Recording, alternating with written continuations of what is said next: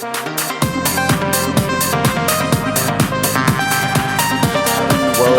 welcome to the Development by David podcast, my friend. How are you? I'm good, mate. How are you? Thanks for having me. But yeah, I am awesome. How about yourself? I was just saying to you off air, I've been buzzing for this episode. I've had a full day of Teams meetings and Zoom calls, and this has been the light at the end of the tunnel for me, mate. Oh, good stuff, mate. Well, we'll see. It might make your day worse when you're stuck with me. But we'll see, mate. We'll see. We'll try and make it all right for you.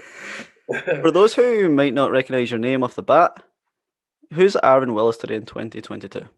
Yeah, I'm currently featuring on The Apprentice this year on BBC.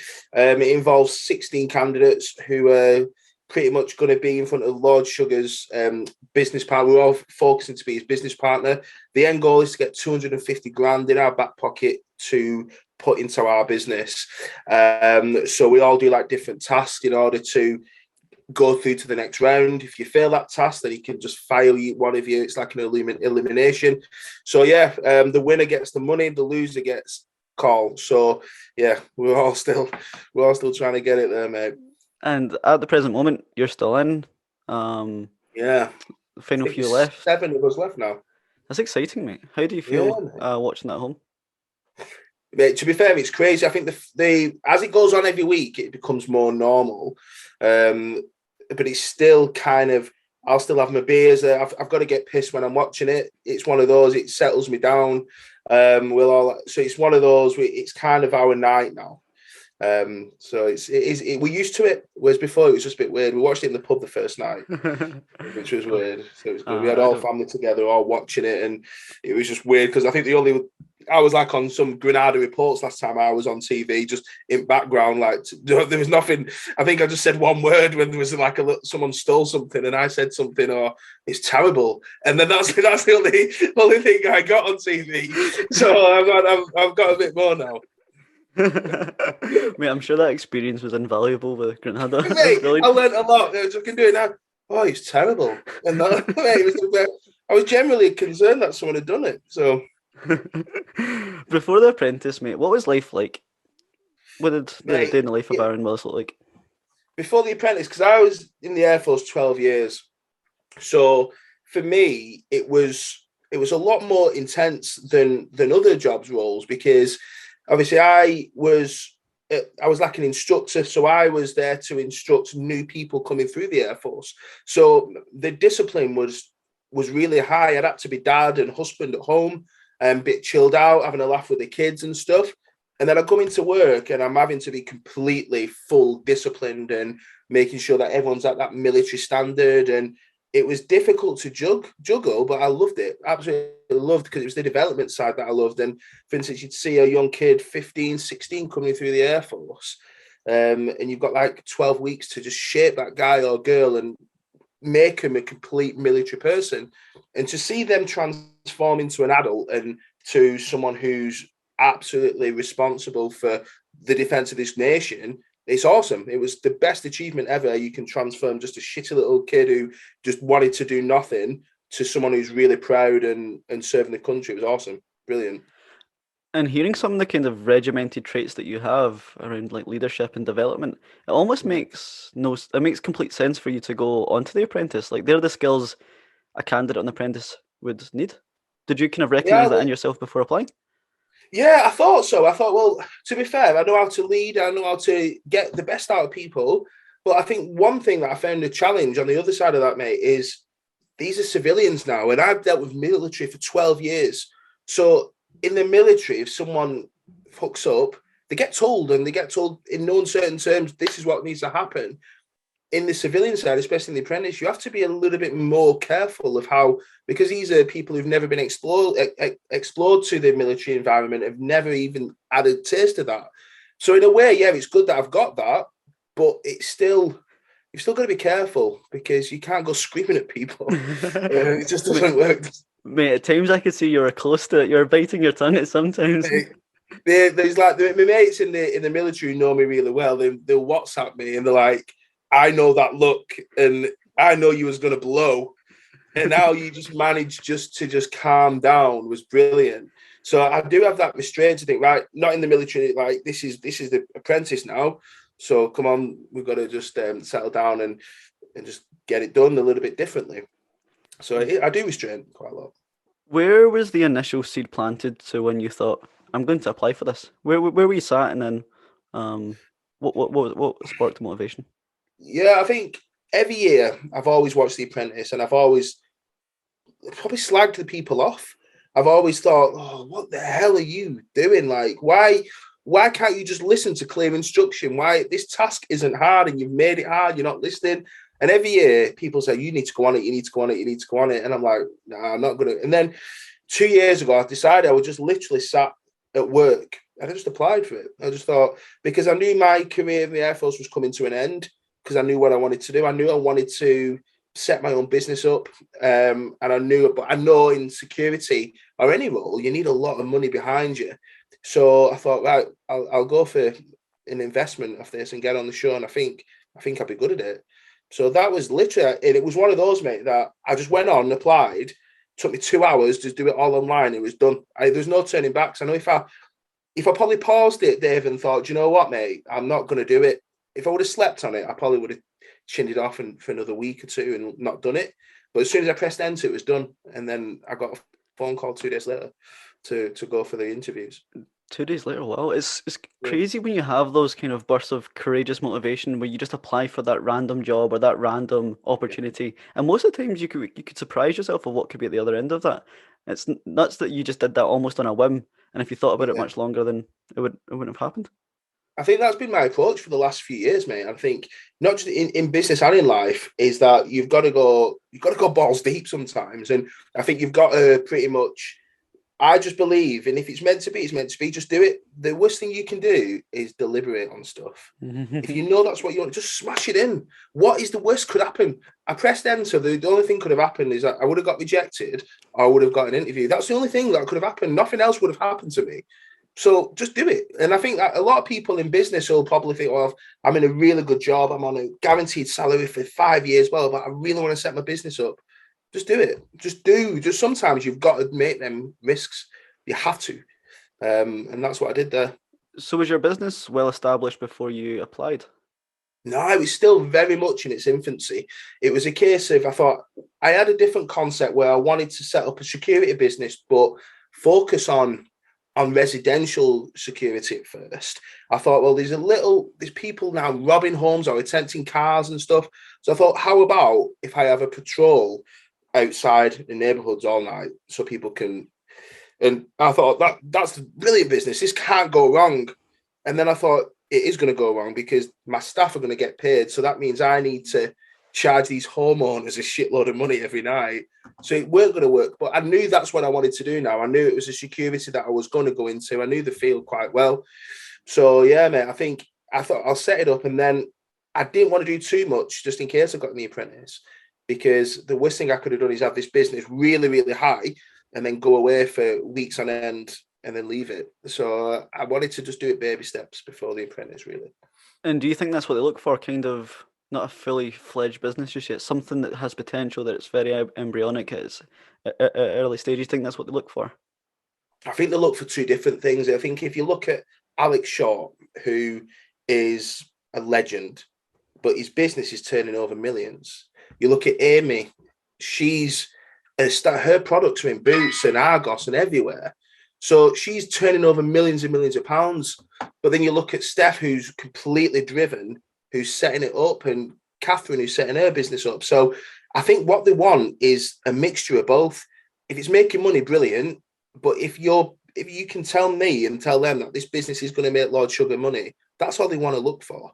They don't just want to look for pie in the sky ideas that are not going to get return. So it's a mixture of both, mate, I'd say, 100%. Okay, that makes sense. And the application process, you filled the application form, 2 days later you had an interview, and is that it? Or is there more hurdles to jump? Mate, yeah, without saying too much, there's loads of different stages to it. There's a lot of different tests that they give you. There's a lot of pressure that will put under you. They ask you various different questions, because I think a lot of people think it's just a show where people can have anyone. The amount of research that goes into you as a person, the amount of people that interview you, the amount of tests that you do, whether it be on camera to see how you cope on camera, all these kind of things is what they test. So it took months before I knew, because every time I got through to the next round, I thought, oh, this has to be it, because they'll never tell you, and rightly so. So you think, right, you're through to the next round. You need to, and I would just get going through and through till I knew, like, until you got that phone call, say, yeah, you've made it. That's the only time you know. There's just no way of knowing what stage you are in the process. Do you remember the day you got the phone call saying that you were on the show? I got the production rang, and there was like, oh, got some bad news. Obviously, you're going to be stuck with us for a bit longer. And I think they wanted a bit of like proper cheerful and stuff. And I'm like, all right, yeah, cheers. And they're like, oh shit, like you could have been a bit more happy. And I said, and it weren't that I was ignorant or anything. I just knew that it's weird. I knew that I'd get in at some point. I kind of manifested it. And I've been studying that for weeks before, months before, this manifestation. And I thought, I knew that I was getting in because I manifested that actually happening. So it didn't come as a surprise to me. And that's what I said. I said, I don't want to be weird. I'm so thankful. But I kind of knew that he was going to accept me. It's funny you say that. I've had a previous guest speak about the exact same thing. He was like a Mr. Olympia bodybuilder, and he was wanting his pro card so he could compete in Mr. Olympia. And he had played that moment in his life, that moment in his head so many times previously to it actually happening that when it actually happened, he had already been there. It's crazy, honestly. And I thought, oh, you hear about it all the time, and you think, oh, this is all bollocks. Like, people are not. How can you? But then I thought, do you know what? I'm going to give it a go.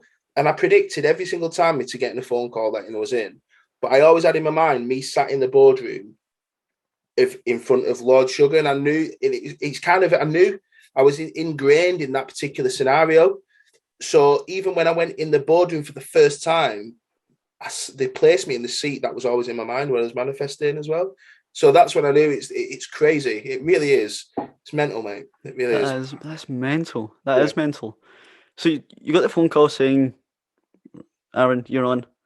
Yeah. What was next? What were the stages before? Well, so then it was pretty much, again, we can't say a lot about it really, but it was a case of this is when we're starting, this is when we're filming, and we'll be in touch with more details. And that was it. And then the one thing I can say about the production is the welfare that they give towards this in the lead up is amazing. They have so much staff, to whether it's psychologists and people who can talk to you about, because it's such a stressful thing for me, but also my family. So they was in contact with my wife. There was in contact all the time with telling her how it's going to be. There was in contact with me daily to tell me, just guiding me through this process. And without them, I don't think it would have helped. It wouldn't have worked. So that's one thing. That he was in constant contact before the day you got put in the house, just to making sure you're happy. And it was literally all the time. And if you ever needed him, he was on the phone. They'd ring you straight back, and there was no matter what time of day. It was class. It really was. It's really good that you get that support. I guess decades ago, the same support for reality TV stars, it wasn't there, and we've seen in the news the kind of detrimental effects that's had on certain celebrities. But it's amazing to hear how that's been, as a whole culture, being ingrained in terms of support for reality TV stars. Was that support continued as you were alive on TV? From start to finish. So even now, I'm having full support. We all get that support every single week or every single day whenever we need it.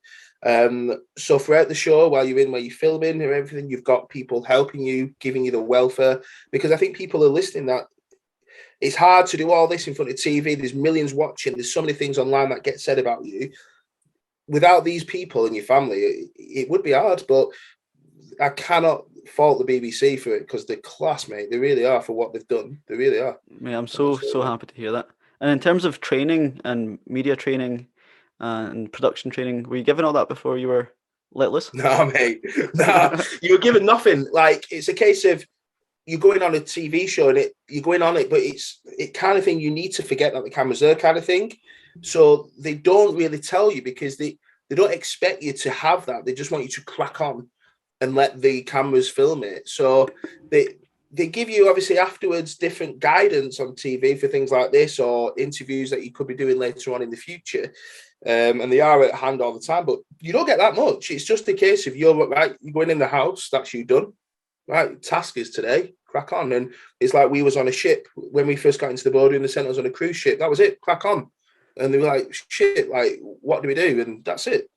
That must be what makes a program, though, because they've assessed you for weeks on end before you get there, so they must know that you will be apt enough to be let loose and let your personality shine. Yeah, they're so like I think it's over 100,000 people applied this year. So they've got 16 of us. So out of 100, I think it was 101,000, something stupid that actually typed in the details in.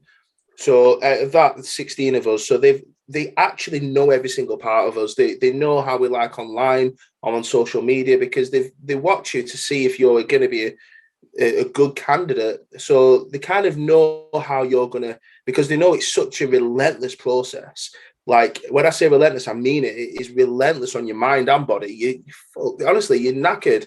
And it's just one of those that they need to make sure they've got the right caliber of people to do it. And when I've reached out to the listeners of the show for questions, one of the things that they are curious to know is, do you think the diversity of guests is a deliberate thing because they bring a diversity of character to the show, and Yeah, also I guess a diversity of business to the show, because ultimately they don't want everyone to have the same business model that Lord Sugar's going to apply, not apply yeah, to investing. Do you think that kind of diversity? Because if you look at the age ranges, the genders, the ethnicities, the backgrounds, so varied. Do you think that's a yeah. deliberate thing for TV? I don't think it's deliberate for TV. I think it's very easy to say, yeah, it is. They've done that. They've put an oldest guy, they've put an old person on there, older than ever. They've put blacks, they've put Asians, they've put everybody in there. It's got to be for TV.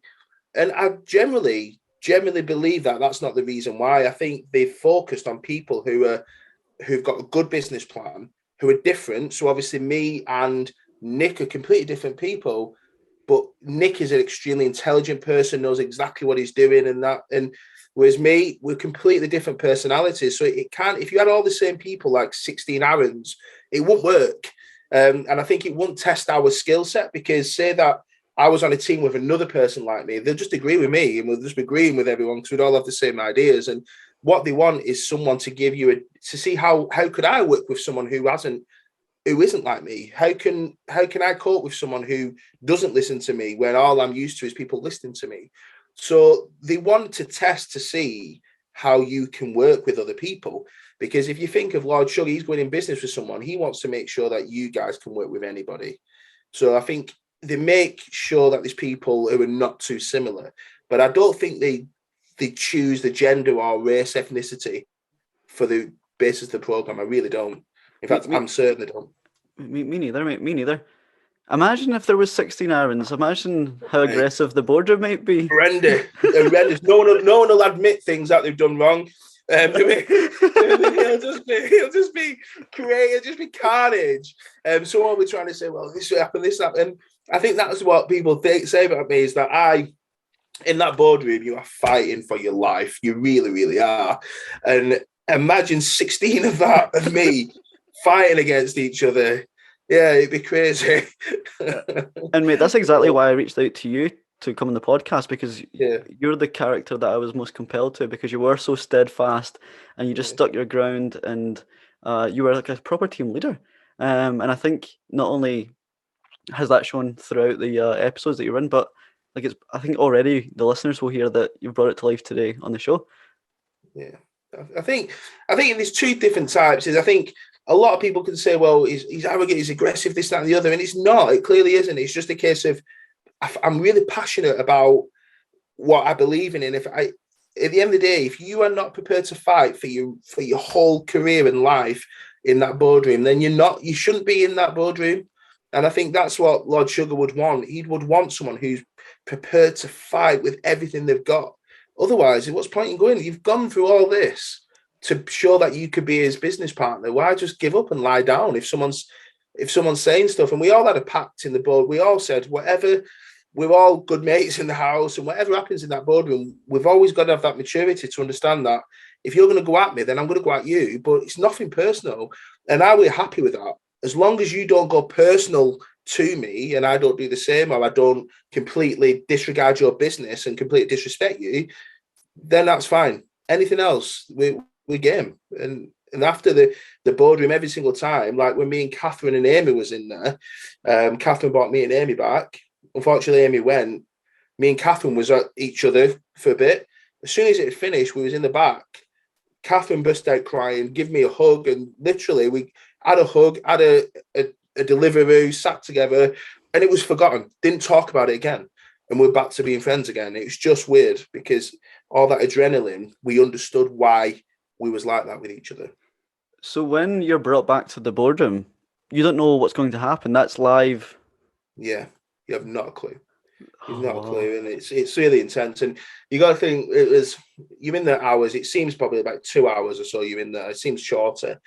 So if you get brought back to the cafe, and then you've got to argue a case, and you get brought back to the bottom three, you have no idea. You have no. You sat in the waiting room, literally thinking, "What am I going to say?" And that's your time. You probably get about, I don't know, you probably get 2-3 minutes, I reckon, don't you, to fight your case. You don't know what the other people are going to say. You don't know what you've done wrong. You don't know anything. All you know is when you go back into that bottom three, you're going for a battle. That's it.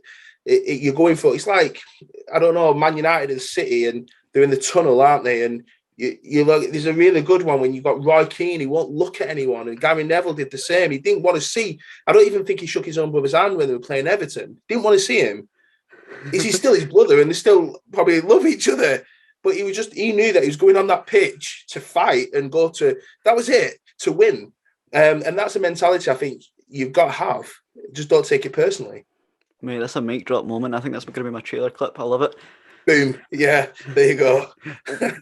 So what's day in the life like on set? What does it look like end to end? Mate, it is.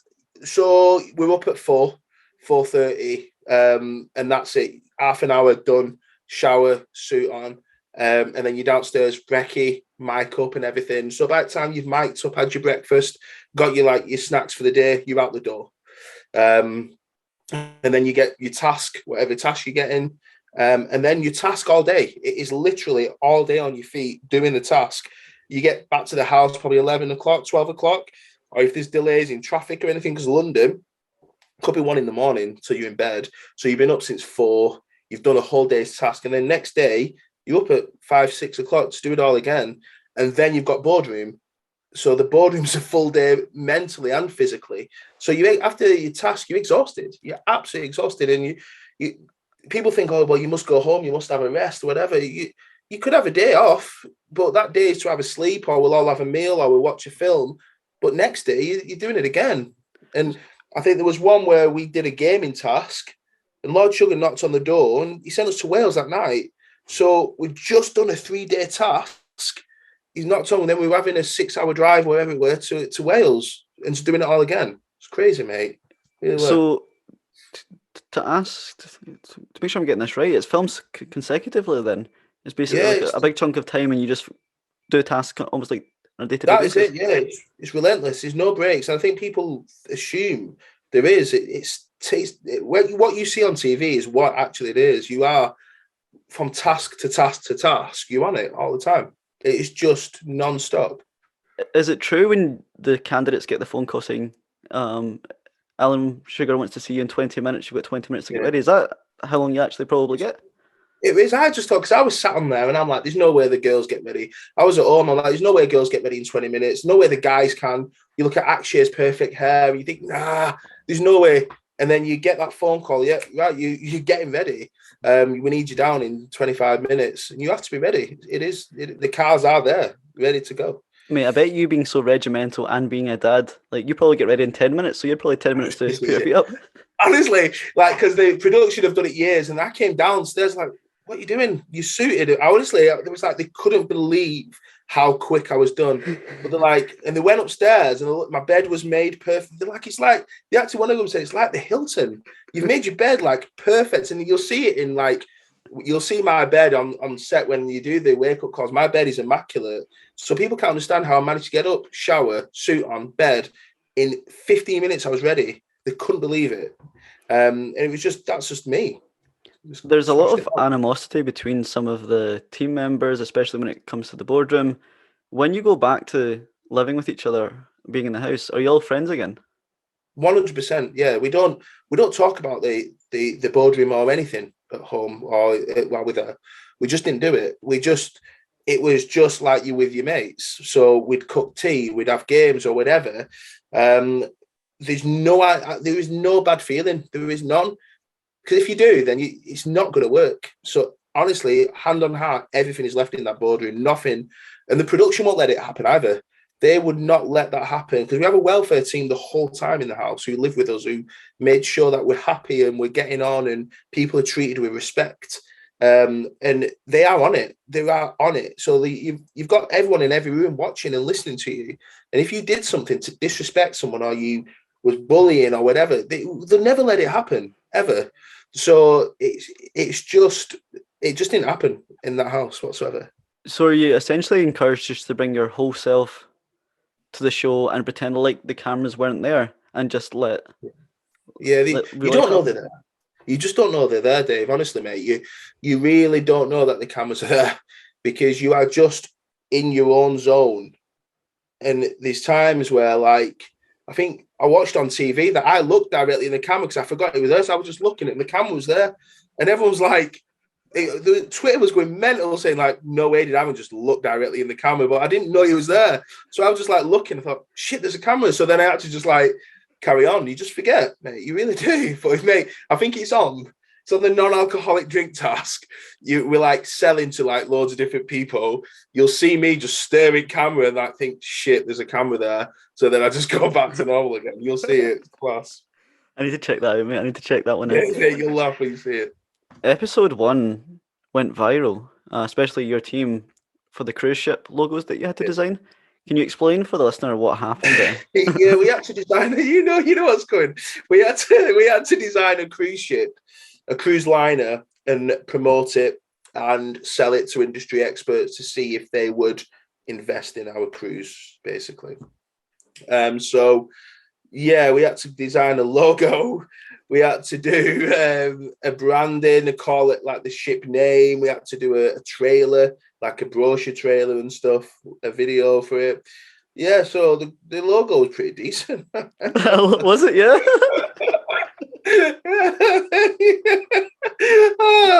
Yeah. I mean, when I saw that logo, I'm like, whew. Because I work in the logo team. So I was like, when they released the logo, I'm thinking, well, I'm here another week. There's no way. As soon as I saw that, I'm like, that's me safe. Like, there's no way that I cannot be responsible for that. Because it's gone viral, that logo, mate. It was all, I saw it on TikTok, Twitter, everywhere, mate. Like, actually, I've got some of the tweets here, and I'm going to read them out to you. Go on. And I'm going to gauge your reaction. Right. Okay, so the first one is Chris Whitty. Remember the chief medical officer? Chris Whitty. It's not by him, but someone's quote pretended it's him. Okay. Chris Whitty. It's the worst variant we've seen to date. Hashtag The Apprentice UK. Yeah. The second one is would have been an unreal logo for a laxative. That's it. Yeah, like that. Yeah. I studied media at GCSE. I can make a clear logo. The logo, and then it's a picture of your logo. There's very good ones there. Let me go find them. I think I saw Carlsberg use it, or someone pretend it was Carlsberg. I found that one funny. Some class ones there. But how did you feel seeing that when it went viral? Because obviously you'd be at home at the time. Yeah, luckily, because that was the first episode. So all my family was in the pub with us. So I was smashed. So I was watching it, and like my brother-in-laws were like just looking at me like, what the hell is that? Like, but I didn't think it'd be as bad as it was. Like, so when I woke up next morning, my phone is going mental with just logos, memes, everything going on. And I thought there's something going on here. It's like I didn't think it'd be that bad. But luckily it was comedy. It was used as a comedy thing, and I love to laugh at myself, and that's why I thought it was hilarious, because it was something that will stick in the memory of this series, I think. And do you think the rest of the contestants felt the same, or were you quite worried that they might have taken it the wrong way? I don't know how you can't take it any other way than laugh at it, because if you take it personally, then you're going to I don't think they would have done. I think because look at it. It was, I think I don't know any other way you can take it to heart, really. The only thing is that we lost. And I don't think that's the reason why we lost that task, but it played a massive, massive contributor. because that logo was horrendous, wasn't it? Yeah. If I saw that, if I was on The Apprentice and I saw that, like if I saw the sub team come back with that, I would have actually lost. I don't want to say lost character on TV, but I would have just burst out laughing. I would have been on the floor rolling around, and it would have been the worst TV content ever because I would actually have pissed my pants live on TV. I think that's the only time that I thought like we're in trouble here, and obviously you don't want to go first, and you want to win the first task. And I thought it's going to take something really bad for the girls' team for this not to win. So when it got revealed, I knew we was in trouble, and I thought we're going to have to do something here. We're going to have to put poor Akshia, because he put himself forward. And like fair play to him, he just was like, "What is that?" And I think that's when he knew we was in serious trouble.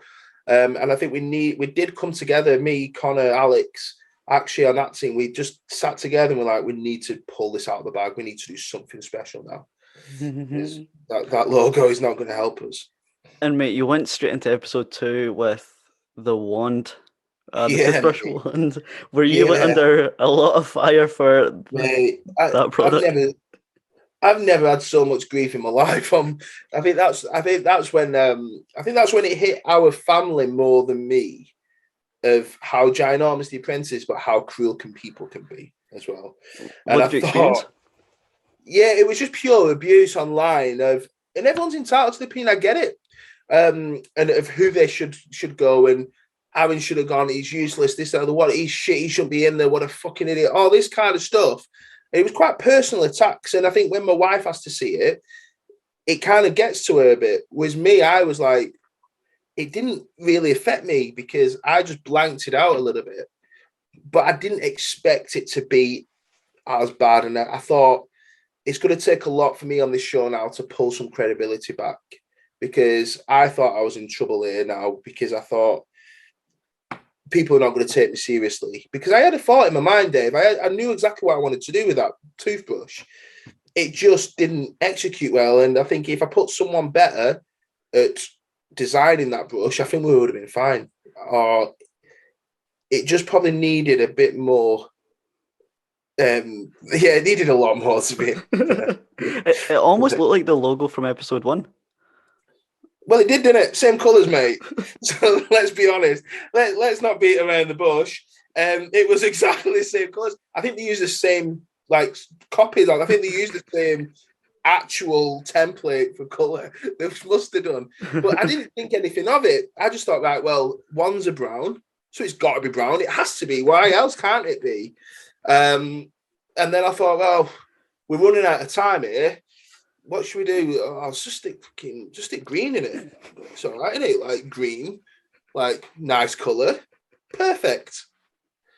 And I didn't click, mate. Honestly, I didn't click. Even when we were showing it, I had it in my hand. I'm like, this is awesome. It didn't click. It didn't click till I pitched it to Superdrum, I think it were, and I was like, I think he said it looks like a turd, and I looked at it and I thought, I've done it again. I thought we've done it again. So I think that's when we thought, like, yeah, how am I going to get out of this one? But that's the time where I couldn't turn around and say, well, I'm safe, because I thought, I'm in this shit here. I literally. Don't know yeah, literally. I don't know how to get myself out of this.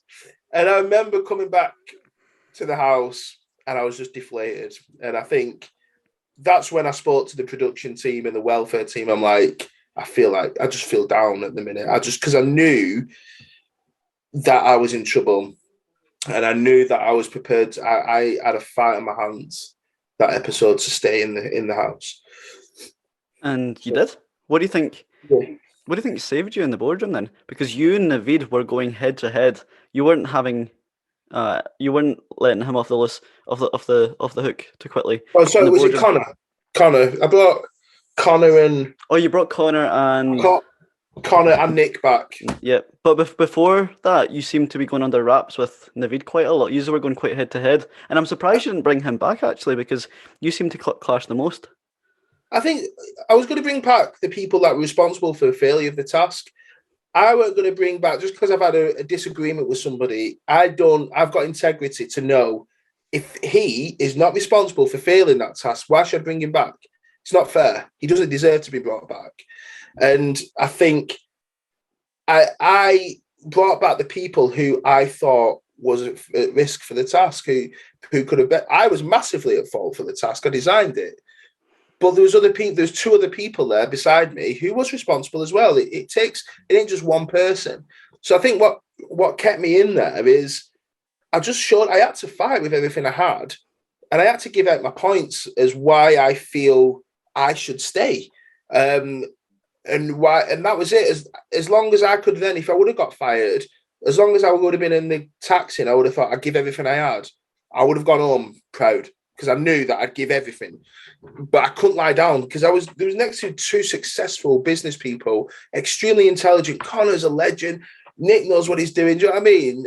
I knew I was up for a war, and it's one of those that I was lucky. I'm not going to lie. I was extremely lucky. But I think he probably hoped, well, he did see that I had a bit more about me. And everyone messes up, and I messed up a bit there. How did you feel afterwards when Connor went home and you didn't?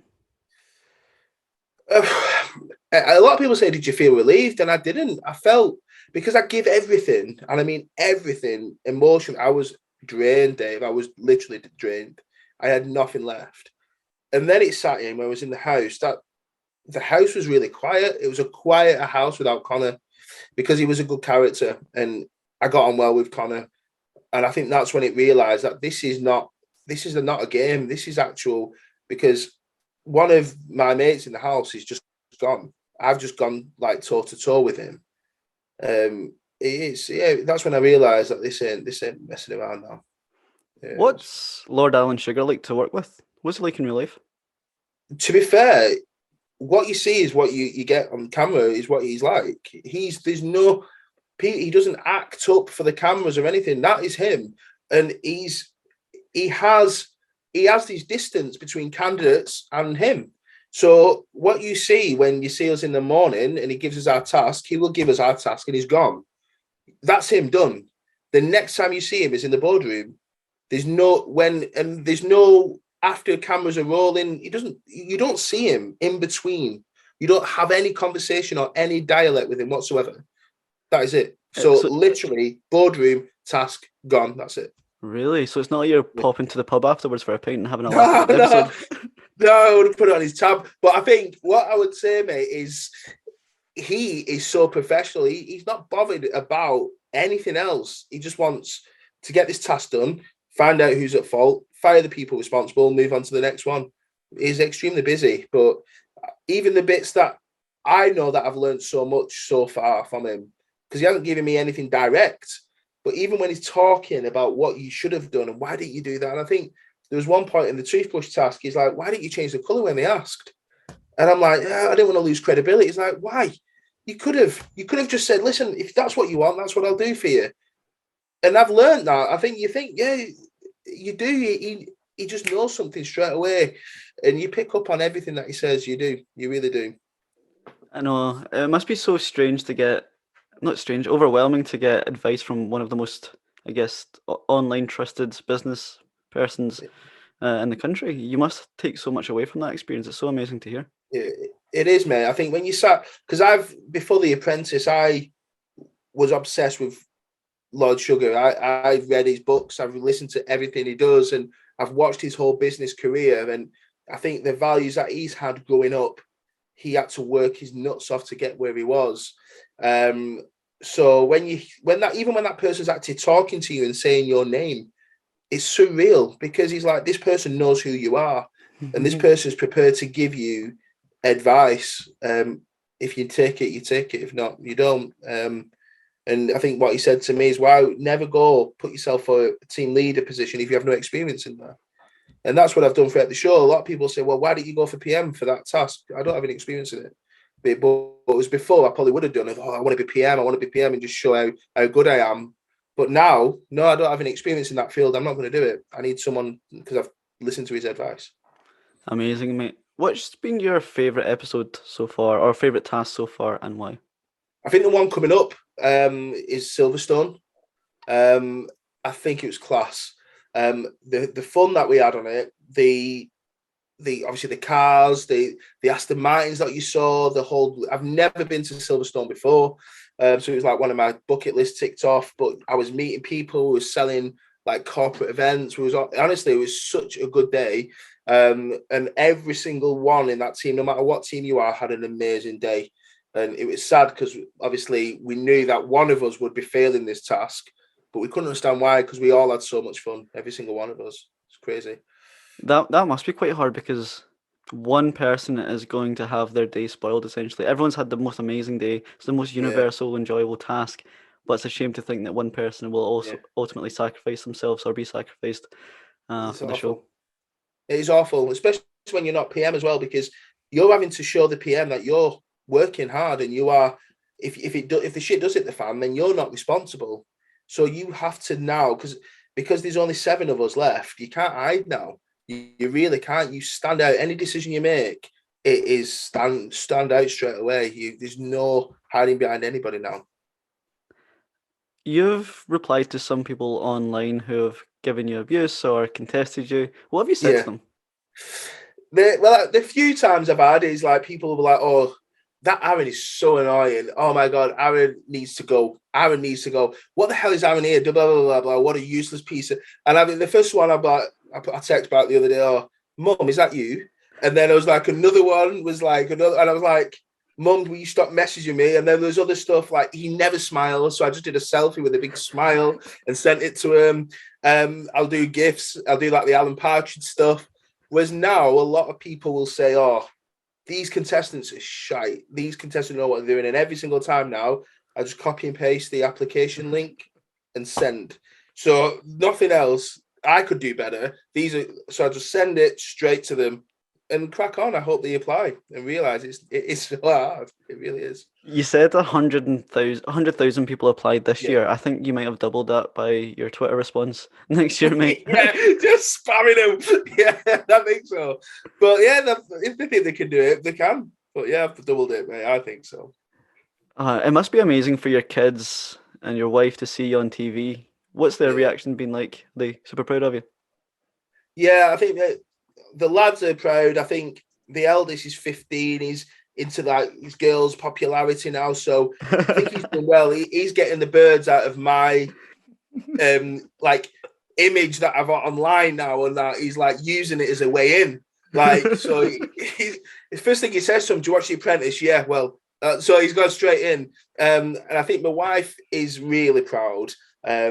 She does struggle because she just likes me being Aaron at home, and that's all she's used to. So she does struggle with the demands that it has and the fact that the whole nation are making an opinion. But she's really proud, like so proud, and she gets so excited. But when I say things like make her cringe, that's when she's like, "Oh, why did you just say that?"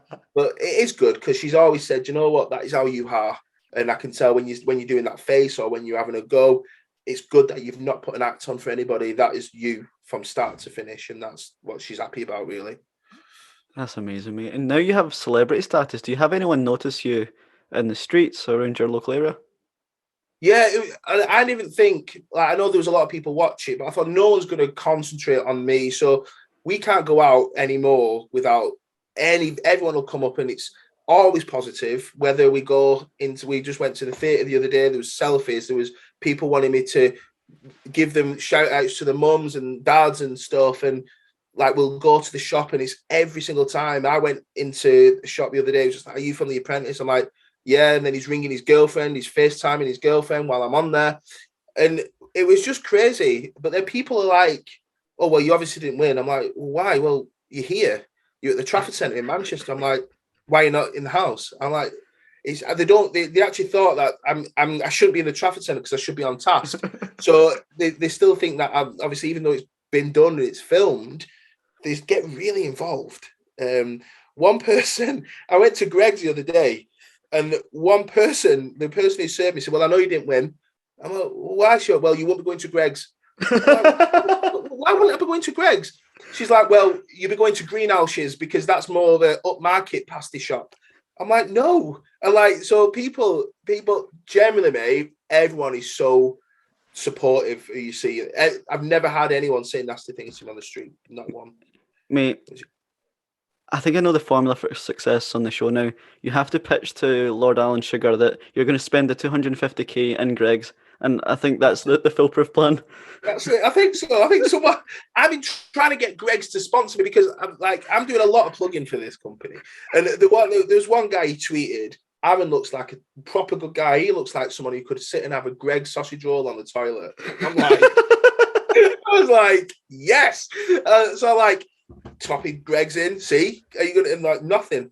So I think I'm going to start like a campaign for Greg's to actually at least give me something like a free sausage roll or something. Oh, that'd be dino, mate. Like I think I would know if I made it if someone tweeted me that about the podcast that I look like a guy that could enjoy a sausage, cheese, and bean melt on the toilet.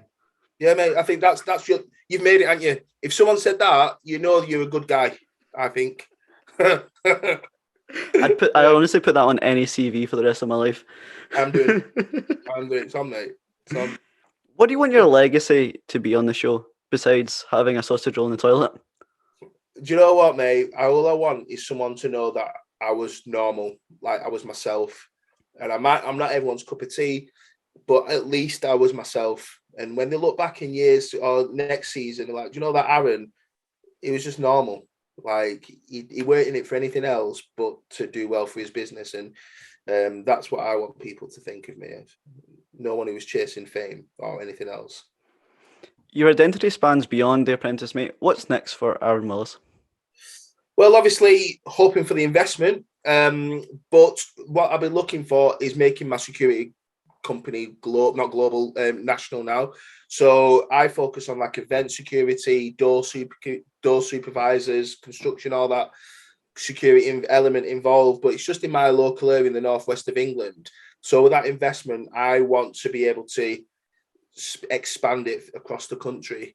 So hopefully that works out. We'll have to wait and see. But yeah, I am hoping for me security company to be found everywhere, mate. Everywhere. Mate, I'm sure regardless of the result, that will happen.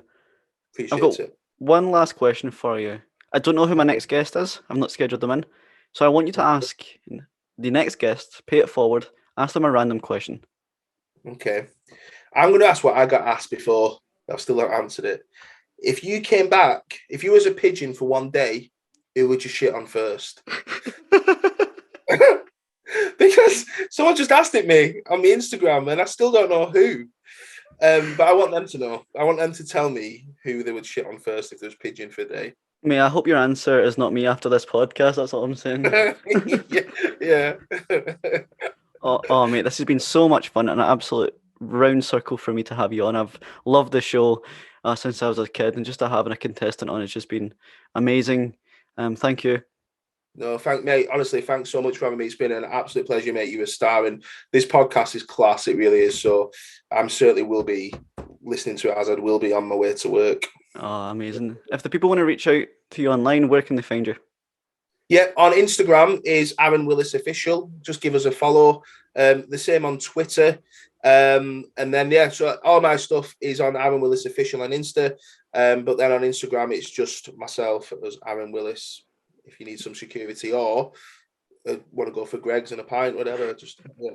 But not a sausage roll in the toilet together, that's off bounds. Ah, mate, not happening. I might send you that, though. I might send you like a picture of me on Instagram. I'll DM you, mate. Just me sat up blue with a big sausage roll in my mouth. that'll be the thumbnail, the trailer clip for this podcast. You regret that. Yeah, sweet. Let's see. Greg's will sponsor it then. Trust me. What a laugh, mate. Take care. Yeah, take care, mate. In a bit. Bye.